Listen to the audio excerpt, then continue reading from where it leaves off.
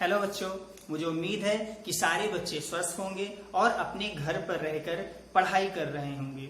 और जो बच्चे पढ़ाई कर रहे हैं वो ऐसे ही निरंतर अभ्यास करते रहें, क्योंकि आप पढ़ाई करने के बाद अपने विद्यालय में, जिले में या राज्य में टॉप लेवल पा सकते हैं। उसके लिए आपको मेहनत करना पड़ेगा और मेहनत करने के लिए आपके पास बहुत सारा टाइम है। आप उस टाइम का सदुपयोग करें और अच्छे से पढ़ाई करें। अगर आपको किसी भी टॉपिक को लेकर कोई प्रॉब्लम होती है तो आपके सब्जेक्ट टीचर आपके कांटेक्ट में हैं, आप उनसे उस टॉपिक पे डिस्कस करें और अपनी प्रॉब्लम को सॉल्व करें। चलिए ठीक है, मैं आगे बढ़ता हूँ। मैं कक्षा 12 की रसायन विज्ञान में चैप्टर 2 विलयन का जो टॉपिक बच गया था वो आज मैं आप लोगों को समझाने के लिए आया हूँ। अभी तक आप लोगों ने पढ़ा था किसी भी विलयन में या किसी भी विलायक में अवाष्पशील वैद्युत अपघट्य अगर डाल देते हैं तो वहां पर क्या होता है, जो वाष्पदाब बनती है सिर्फ और सिर्फ वहां पर विलायक की होती थी। लेकिन आज का टॉपिक क्या है, वाष्पशील द्रव। वाष्पशील का मतलब समझ में आ रहा है, वहां पर जो विलेय है और विलायक है दोनों कैसे हैं, वाष्पशील है। वाष्पशील का मतलब जो वहां पर वाष्पदाब बनेगी तो वहां पर वाष्पदाब दोनों के अणु उपस्थित होंगे। ठीक है, ऐसे समझिए। अभी तक क्या होता था, यहां पर जैसे वाटर भरा हुआ है, पानी है, ठीक है।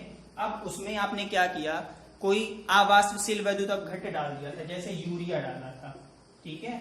जैसे यूरिया वगैरह आपने डाला था तो यहाँ पर जो वाष्पदाब बनती थी, जो वाष्पदाब बनते थे वो सिर्फ और सिर्फ किसके होते थे, विलायक के ही तो होते थे, है कि नहीं। लेकिन अभी क्या हो रहा है, वाष्पशील। वाष्पशील का मतलब क्या हुआ, वहां पर अब ध्यान देना, वहां पर क्या करना है, यदि दो वाष्पशील हैं, एक नहीं दो वाष्पशील है, मतलब वहां पर दो के दोनों घटक कैसे होंगे, वाष्पशील होंगे। मान लो कोई एक पदार्थ ए है, ठीक है, उसमें हमने कोई दूसरा पदार्थ क्या मिला दिया, बी, ठीक है। जब मिलाएंगे तो यहाँ पर जो वाष्पदाब कलेक्ट होगा, यहाँ पर जो वाष्पदाब बनेगी वहां पर क्या होगा, ए के भी अणु उपस्थित होंगे और बी के अणु भी उपस्थित होंगे। तो वहां पर जो वाष्पदाब होगा वो हमें कैसे कैलकुलेट करना पड़ेगा, आपको क्या है, पीछे रिवाइंड करना पड़ेगा, पीछे जाना पड़ेगा और ध्यान देना पड़ेगा राउल्ट के नियम को। राउल्ट के नियम ने उन्होंने बताया था कि किसी भी पदार्थ का जो वाष्पदाब होता है वह उस घटक के मोल प्रभाज के अनुक्रमानुपाती होता है। ध्यान देना। अब मान लो हमें एक घटक के लिए वाष्पदाब निकालना है तो उसके लिए क्या मान लें, पीए माने, ठीक है। और वो वाष्पदाब किसके समानुपाती होता है, उस घटक के मोल प्रभाज के, मतलब एक्स ए। भाई एक्स से ही तो मोल प्रभाज को हम लोग रिप्रेजेंट करते हैं, और अगर ए घटक है तो उसके लिए जो मूल प्रभाज होगा वो क्या होगा, एक्स ए।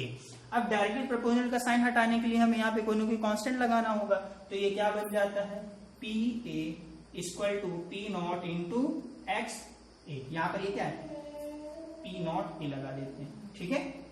अच्छा, ये तो घटक ए के लिए हो गया, ऐसे घटक बी के लिए भी तो होगा। अब घटक बी के लिए अगर हम वाष्पदाब निकालेंगे तो वो क्या हो जाएगा, P not be into x D, ठीक है।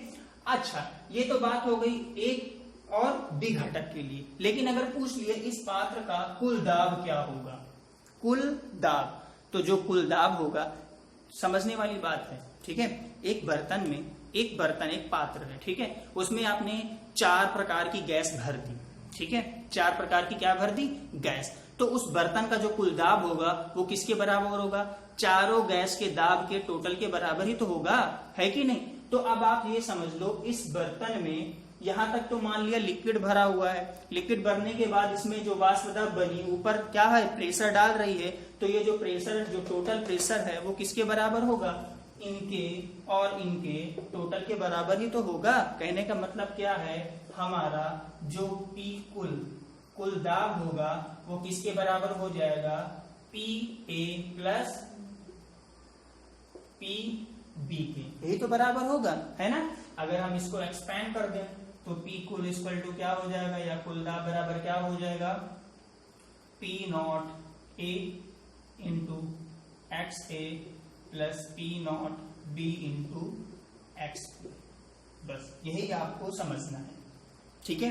यदि किसी बर्तन में वाष्पशील द्रव भरा हुआ है, ठीक है, और बाइनरी है, ठीक है, द्विअंगी है। द्विअंगी का मतलब क्या होता है? जब दो पदार्थों से मिलाकर के विलयन बनता है तो उसको द्विअंगी बोलते हैं। जब तीन पदार्थों या तीन घटकों को मिलाकर के विलयन बनता है तो उसको क्या बोलते हैं? त्रिअंगी, ठीक है। द्विअंगी का मतलब क्या होता है कि वहां पर उपस्थित घटकों की संख्या कितनी है? 2। और त्रिअंगी का मतलब क्या होता है? वहां पर उपस्थित घटकों की संख्या कितनी है? 3, ठीक है। तो जब वाष्पशील द्रव के द्विअंगी विलयन होंगे तो वहां पर जो कुल दाब होगा वो किसके बराबर होगा? एक घटक के दाब के और बी घटक के दाब के योग के बराबर होगा, ठीक है। जहां पर P टोटल क्या है? P कुल क्या है? कुल दाब है। क्या है? कुल दाब, ठीक। और XA और XB क्या है? घटक A और घटक B के मोल प्रभाज हैं, ठीक है। और PA और PB क्या है? घटक A का वाष्प दाब और घटक B का वाष्प दाब, ठीक है, आंशिक वाष्प दाब, ठीक है। ओके, चलिए इसके बाद मैं जो नेक्स्ट वीडियो आप लोगों के लिए लेकर के आऊंगा वो मे बी न्यूमेरिकल का होगा, और यदि न्यूमेरिकल कंप्लीट हो चुके होंगे तो मैं नेक्स्ट चैप्टर लेकर के आपके पास आऊंगा। जो आप हमारा नेक्स्ट चैप्टर है वो चैप्टर 3 होगा। ओके, चलिए तब तक के लिए मिलते हैं। Till then, good bye.